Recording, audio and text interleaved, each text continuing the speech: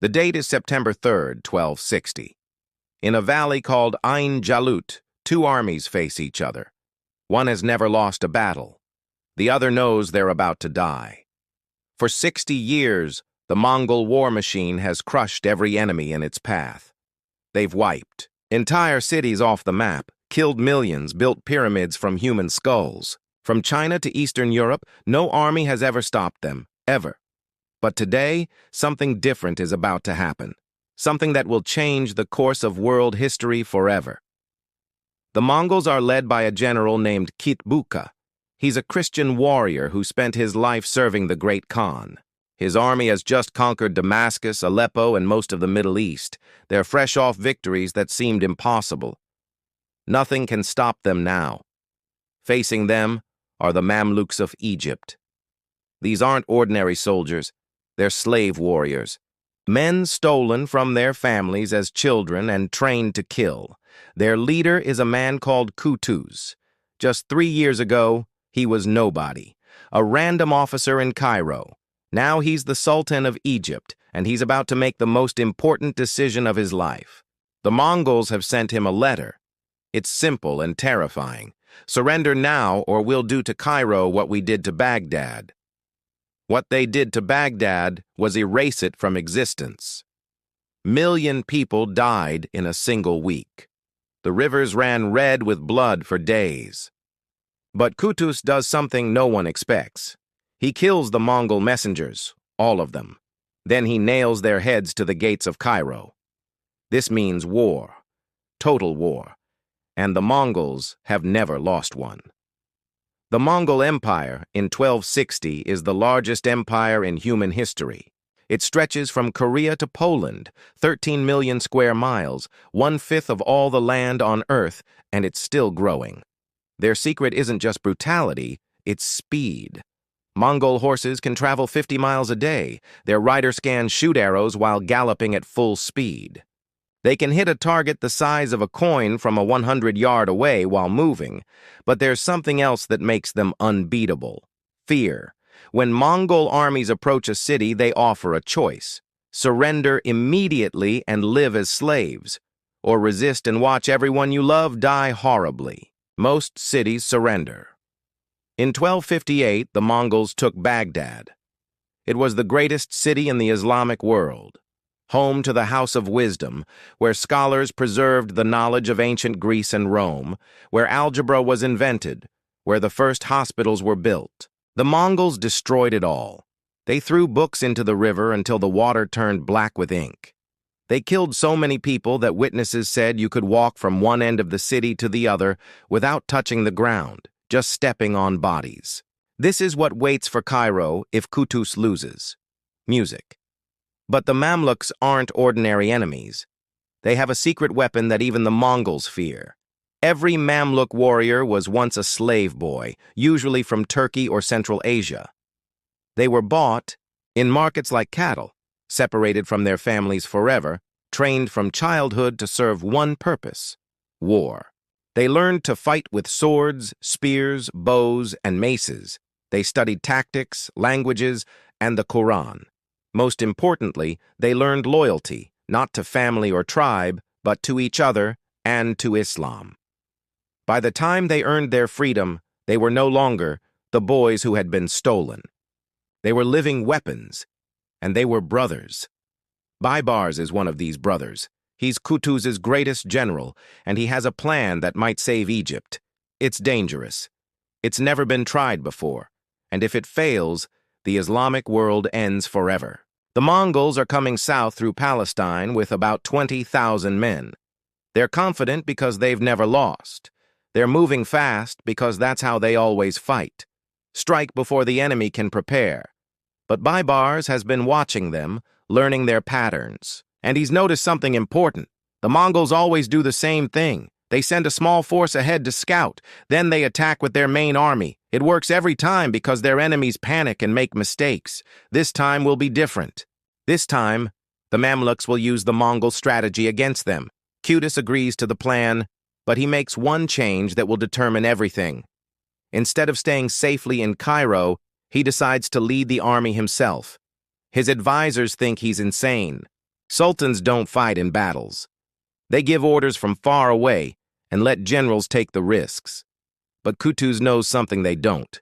His men need to see him fight. They need to know he's willing to die with them, because what they're about to attempt has never worked before.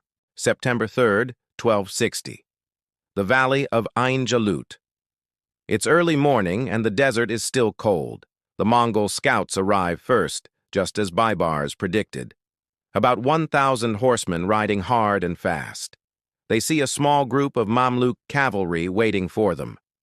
Maybe 500 men. Easy targets. The Mongols attack immediately. Their arrows darken the sky. Their horses thunder across the sand. The Mamluks seem to panic. They turn and run. This is exactly what the Mongols expect. Every enemy runs at first. Then the main Mongol army arrives and finishes the job.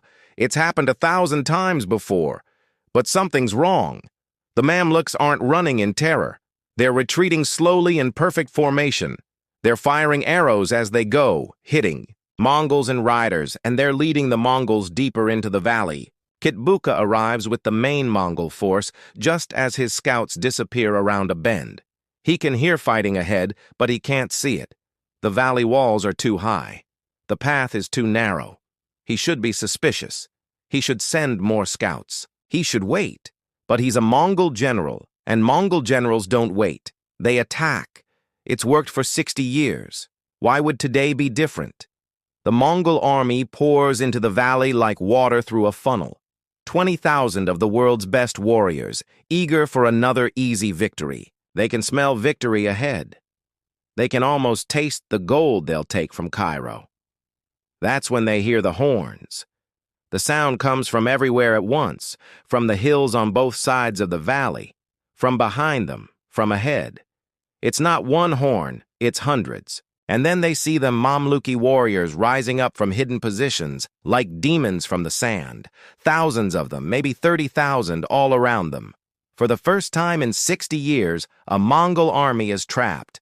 But the Mongols are still Mongols. They don't panic. They don't surrender. They form up and prepare to fight their way out. They've been outnumbered before. They've been surprised before. They've never lost before. Kitbuka orders his men to break out toward the south. It's the shortest path to open ground. If they can reach the desert, they can use their speed and archery to turn the battle around. The Mongols charge. Their arrows find their marks. Their horses crash into the Mamluk lines. For a moment, it looks like they might succeed. But then, Qutuz does something that changes everything. He takes off his helmet.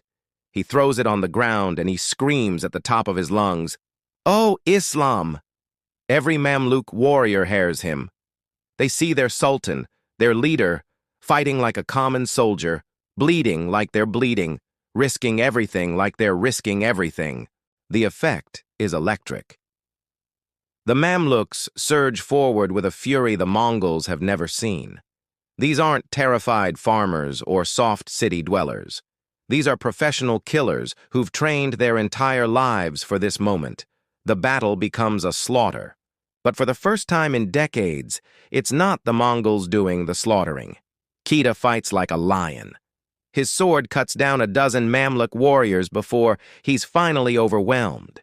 With his last breath, he shouts defiance at his enemies. He dies as Helived without fear. When the sun sets on September 3rd, 1260, almost the entire Mongol army is dead. A few hundred escape to tell the tale. The rest become carrying for desert vultures. But the real victory isn't just military. It's psychological. For 60 years, the Mongols seemed unstoppable, chosen by heaven, blessed by the gods. Today, that myth dies in the sand of Palestine. News of the victory spreads like wildfire. From Cairo to Baghdad to Damascus, people who had lived in terror for decades suddenly dare to hope again. The Mongols can be beaten. The tide of conquest can be turned. In Mongolia, far to the east, the great Khan Munka receives the news months later. For the first time since the empire began, a Mongol army has been completely destroyed. The western expansion stops immediately. Resources that would have been used to conquer Africa and Europe are redirected to other frontiers. The Mamluks use this breathing room wisely. Over the next few years, they recapture every city the Mongols took in Palestine and Syria. Baybars becomes the new sultan after Qutuz is assassinated by his own officers. It's a reminder that medieval politics were always deadly, even among allies. But Baybars continues the campaign against the Mongols and the Crusader states. By 1300, the Mongol Empire is fragmenting. The unified war machine that once threatened to conquer the world breaks apart into competing kingdoms. They fight each other instead of expanding westward. The Mamluks rule Egypt and Syria for another 250 years. They become patrons of art, science, and architecture. Cairo grows into one of the richest cities in the world. The knowledge preserved in Islamic libraries helps fuel the European Renaissance centuries later. None of this would have happened if Qutuz had chosen differently on that morning in September. If he had stayed in Cairo, if he had listened to the advisors who told him to negotiate, if he had been a normal ruler instead of a warrior, Ain Jalut saved more than Egypt. It saved the idea that any empire, no matter how powerful, can be stopped by people willing to fight for their homes and beliefs. The Mongols never forgot the lesson either. In later centuries, when they faced other enemies who used similar tactics, they were more cautious. The age of easy conquest was over. Today, the battlefield of Ain Jalut is a quiet valley in the West Bank. There are no monuments to mark what happened there. No tourist signs explaining its importance. Most visitors don't know they're standing where the course of world history changed. But on September 3rd, 1260, right where they're standing, a group of former slave boys proved that even the mightiest empire in human history could bleed. And sometimes that's all it takes to change the world.